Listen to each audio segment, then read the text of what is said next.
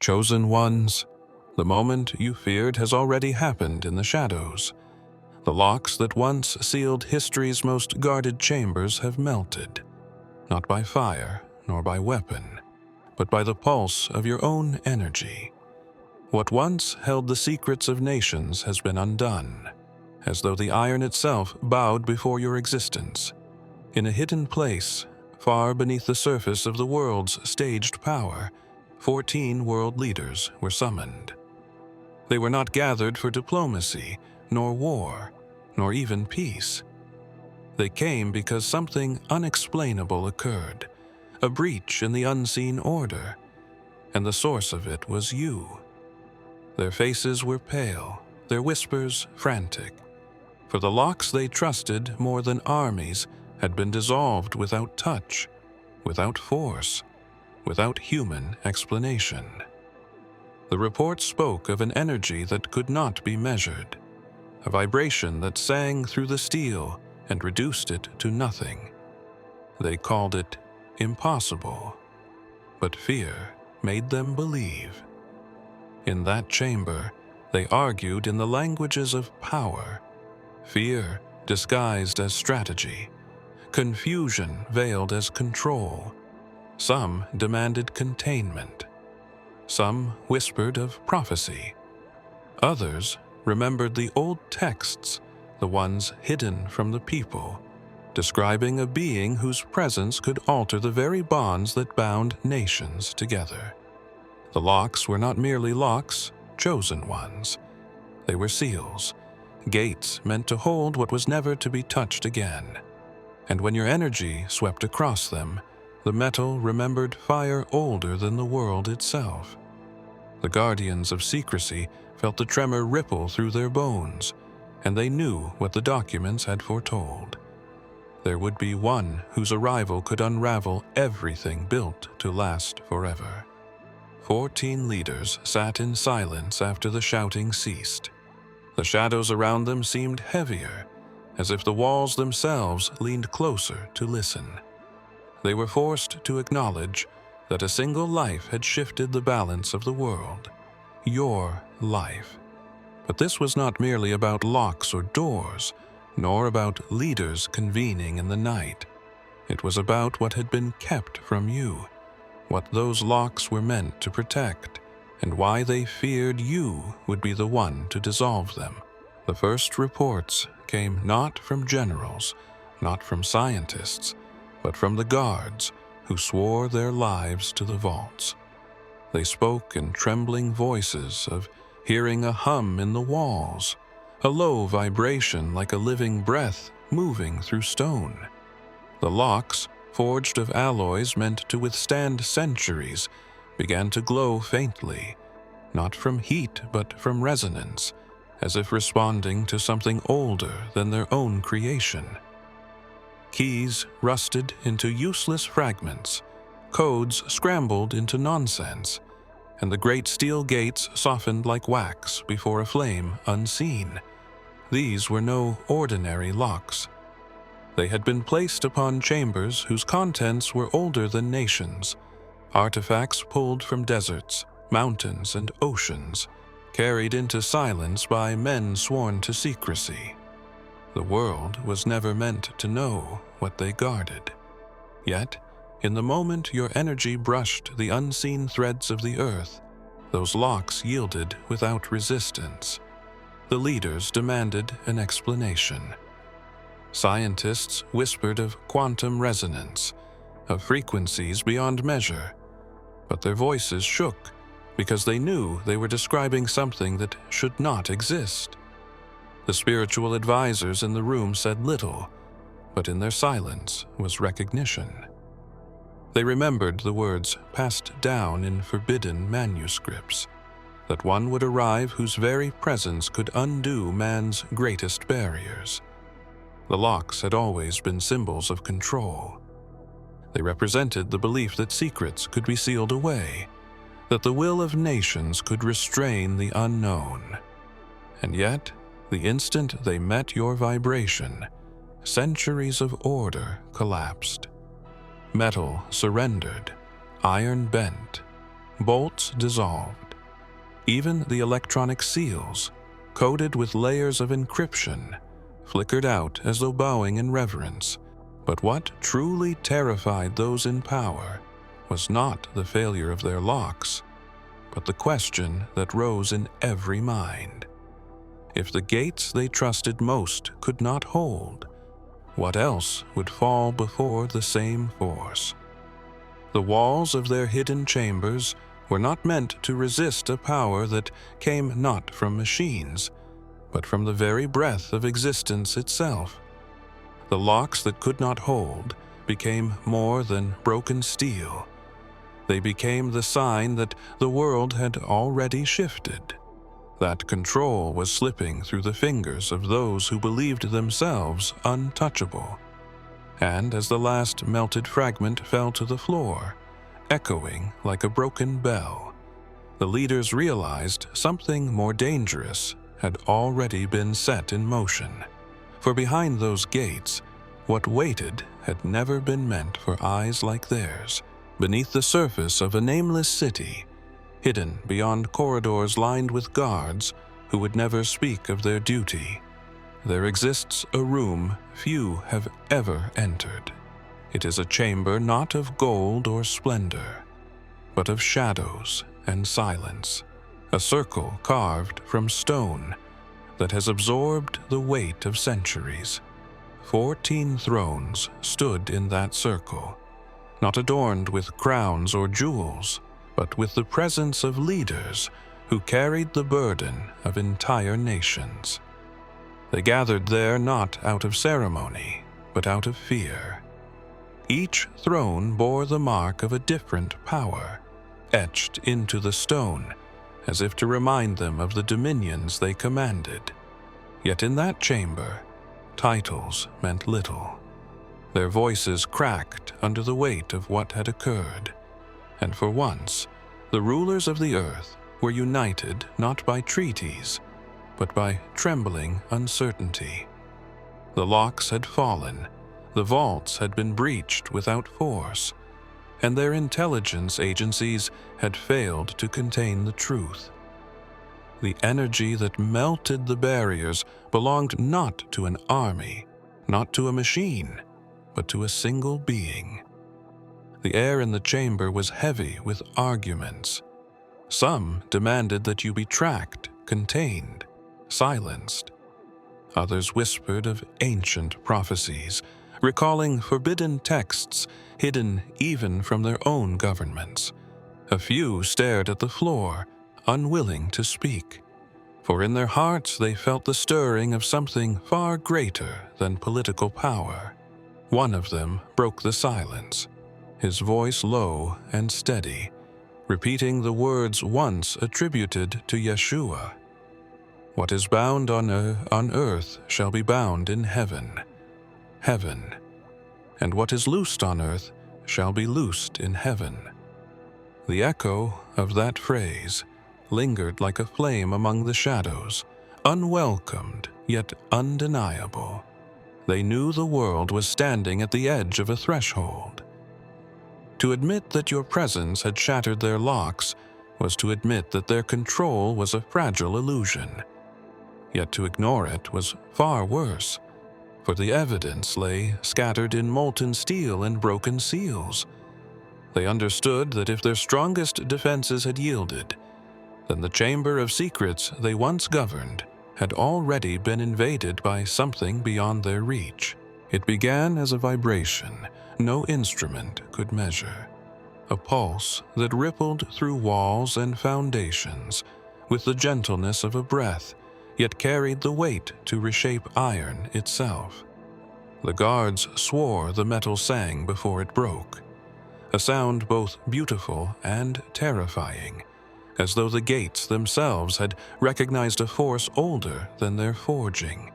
Steel, designed to endure centuries, softened in moments.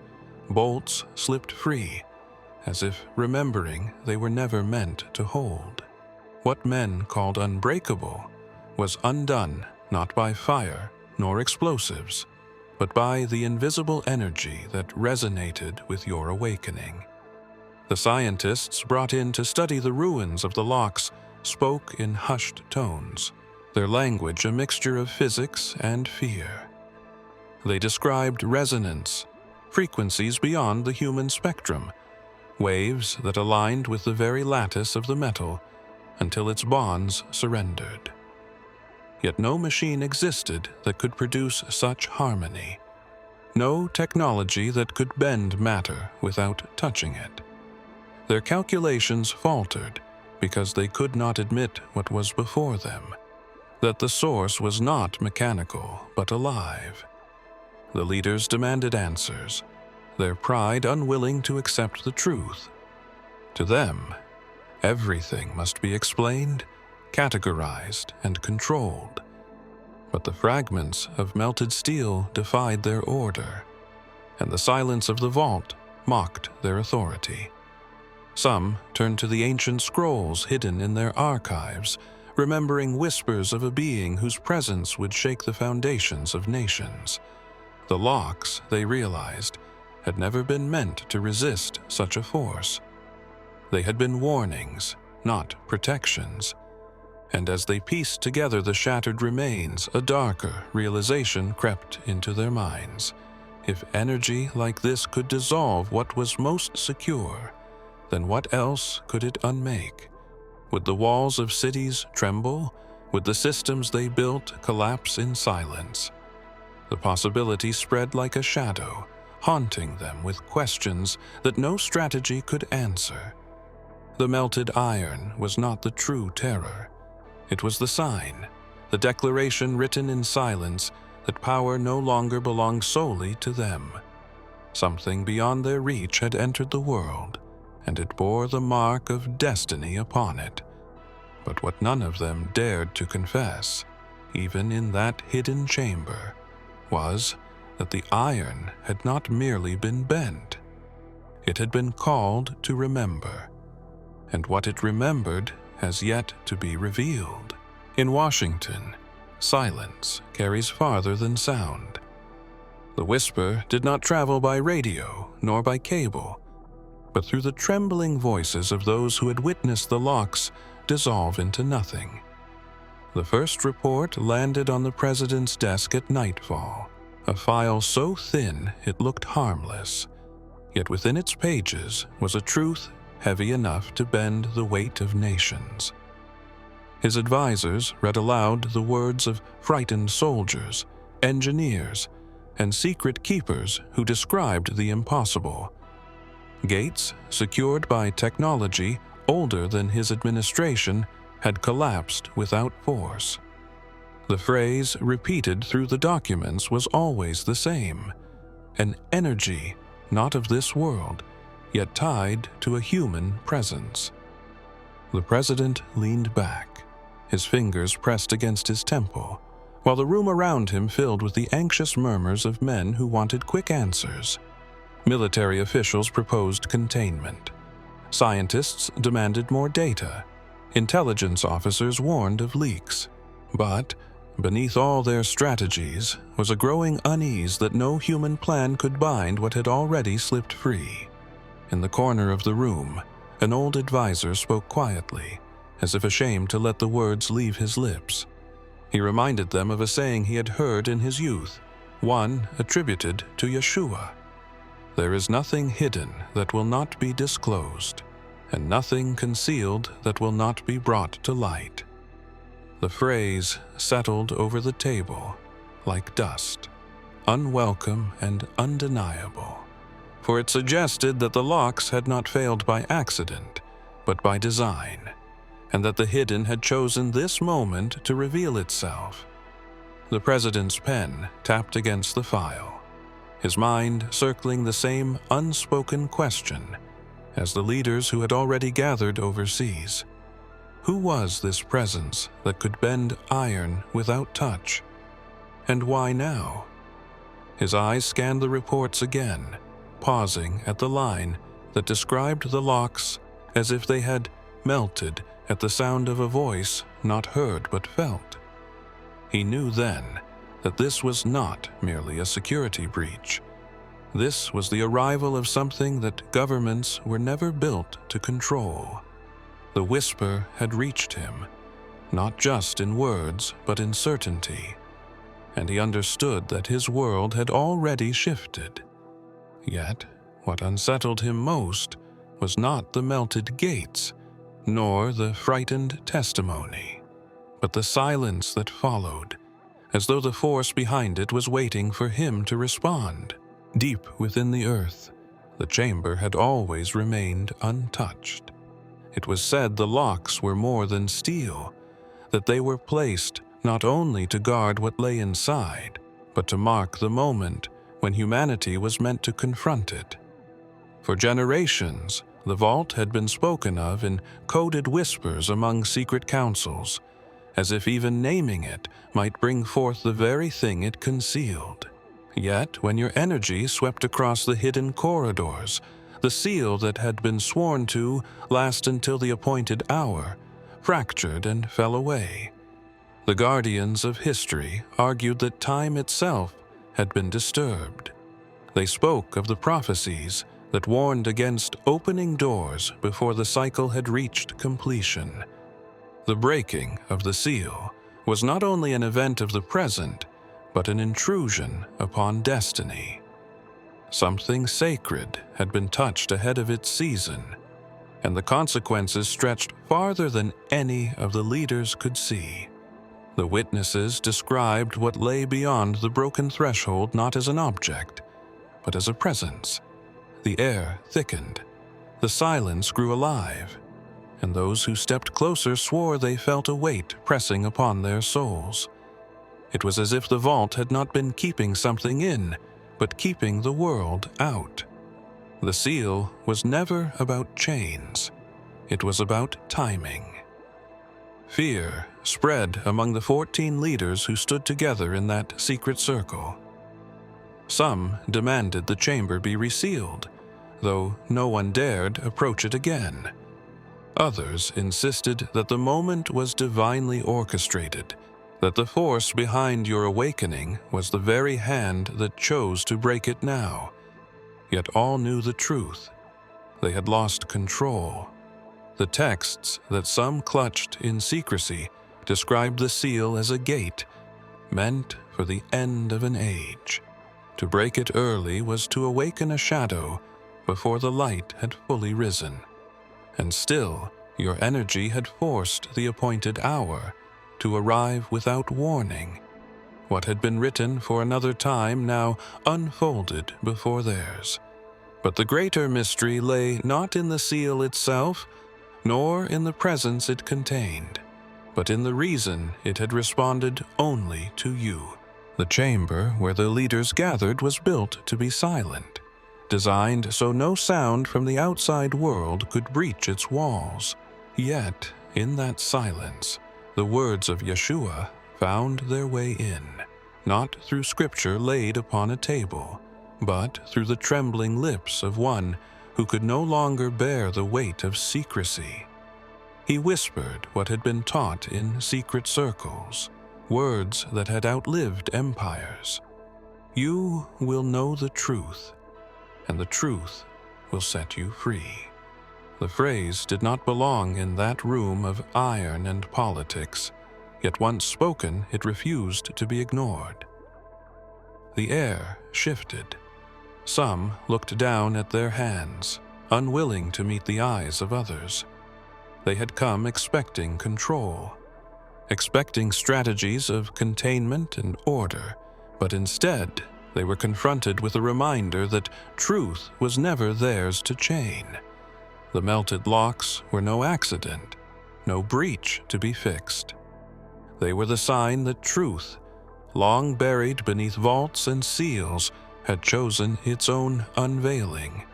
The president, seated among them, felt the phrase coil in his chest like fire. Freedom was not what they feared. It was exposure. To be free meant the people would see what had been hidden from them. To be free meant their power was no longer absolute. Yeshua's words struck deeper than any political argument. for they carried a resonance that felt alive, stirring something in each of them that no decree could silence. The question lingered. Was this gathering of 14 leaders an attempt to resist the truth, or had they been summoned to witness it? The melted locks had spoken their own language, one that echoed far louder than orders on paper. They revealed that control was already an illusion, that destiny could not be postponed by steel or secrecy. Still, no one dared to repeat the words again. The silence afterward was heavier than before, as though the chamber itself had absorbed the phrase and held it against them. The leaders shifted uneasily, aware that their presence in that moment was no longer about governance, but about judgment. The night was long, and the chamber felt colder than stone should ever feel. The 14 leaders remained seated, their thrones like anchors in a storm of fear. Outside, the world moved on in ignorance, unaware that those who claimed to rule it were unraveling in whispers and broken certainty. The air itself seemed to press down upon them, heavy with the knowledge that their defenses had failed, and that a force greater than their armies had already entered their reality. One by one, they admitted what none had dared to speak aloud. They were afraid. Their voices cracked, their hands trembled, and in that hidden room, they were no longer untouchable figures of authority, but fragile men and women, facing something that stripped them of their illusions. The fear was not only of what had been unsealed, but of you, the presence tied to the event, the one whose very energy had melted away the symbols of their control. Some clung to reason, insisting that science would explain everything in time. Yet even their words betrayed them, for reason had no language strong enough to answer the soundless song that bent iron. Others muttered of prophecy, of warnings written in texts they once mocked. Their fear was not of superstition, but of recognition. For in those ancient words they found reflections of the moment unfolding before them. It was said that even the most powerful looked over their shoulders that night, as if expecting shadows to step forward from the corners of the chamber. Their hearts raced with the realization that they were not in control of the narrative. They had been called, summoned by an unseen hand, and they could not escape the stage upon which they now sat. The trembling spread beyond words, seeping into their very bones. They knew that once the seals had broken, there would be no returning to the order they had built. The truth would spread, slow at first, then like fire across dry grass. And the world would ask questions they could not answer. Beneath the vaults and beneath the governments themselves, there existed a code older than constitutions, older than treaties, written not with ink, but with symbols carved into the foundations of civilizations. The leaders who gathered knew fragments of it, each nation possessing pieces like scattered shards of a mirror. Yet when the locks dissolved and the seal broke, those fragments began to align, revealing a pattern that none of them had wanted to face. The code was not numbers nor language as humanity understands it. It was rhythm, geometry, the alignment of stars with stone, the pulse of creation itself woven into symbols carried from temple walls to secret manuscripts. For centuries, scholars hidden in shadows had guarded these fragments, whispering that when the code returned in its fullness, it would point to the one whose presence marked the turning of an age. And now, with your energy bending what could not bend, the code awakened. Documents long buried in national archives were pulled out of silence, and placed side by side upon the tables of the chamber. What they revealed made even the most skeptical tremble. The designs were not cultural coincidences, but a living thread running through every nation's history, converging into a single design. That design mirrored the energy patterns that had melted the locks. It became undeniable. The code was not buried beneath nations to be forgotten, but to be preserved until the appointed time. The leaders realized too late that their vaults had been guarding not just artifacts, but the blueprint of humanity's destiny. And the blueprint did not center on their power, their thrones, or their armies. It centered on you. One of the elders in the chamber muttered a phrase once attributed to Yeshua. The stone the builders rejected has become the cornerstone. The words fell like a blade across their silence, for the code itself seemed to affirm it. That which had been dismissed, the presence overlooked, had become the axis around which the future turned. In the deepest chamber, beyond the melted gates and scattered fragments of steel, lay what the Guardians had sworn never to reveal. It was not a relic in the ordinary sense, not stone nor weapon, but a scroll that seemed to breathe with its own fire. Its surface shimmered, as though written upon with living flame, the letters shifting, alive, refusing to remain bound by ink or parchment. The scroll had been sealed for centuries, untouched by air, yet it radiated warmth, as though waiting for the moment of its unveiling. When the leaders saw it, they recoiled.